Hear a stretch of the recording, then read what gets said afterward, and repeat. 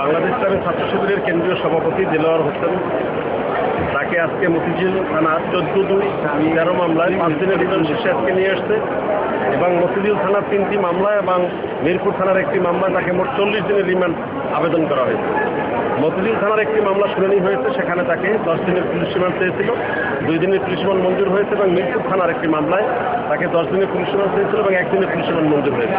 আমরা আদালতকে বলেছি তাকে গ্রেপ্তারের পর আজ পর্যন্ত সে 21 দিন মূলত রিমান্ডে ছিল, আবার আজকে অহেতুক তাকে ষড়যন্ত্রমূলকভাবে তাকে রিমান্ডের আবেদন করে আজকে নিয়ে এসছে। আদালত আমাদের বক্তব্য শুনেছেন। আমরা বলেছি আসামি অত্যন্ত অসুস্থ, আসামির চিকিৎসার প্রয়োজন এবং শারীরিকভাবে সুস্থ হওয়ার পরে তাকে রিমান্ডের ব্যাপারে জিজ্ঞাসাবাদ করা যেতে পারে। আদালত আমাদের আবেদন রেখেছেন এবং বলছেন উনি আদেশ দেবেন। আচ্ছা, পূর্ববর্তী একটা মামলায় তো তার রিমান্ড ছিল, রিমান্ড তো আমরা জানি যে 8 দিনের রিমান্ড 5 দিনের রিমান্ড ছিল, 5 দিনের রিমান্ড শেষে ওনাকে ফেরত আসবে।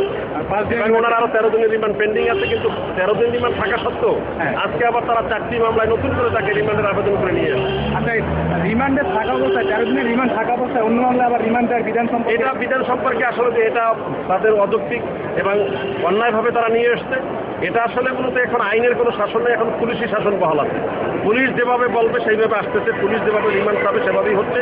এটা আমরা মনে করি এটা আইনের অপশাসন চলছে দেশে এবং মানুষের উপর নির্যাতন নিষ্পেষণ চলছে।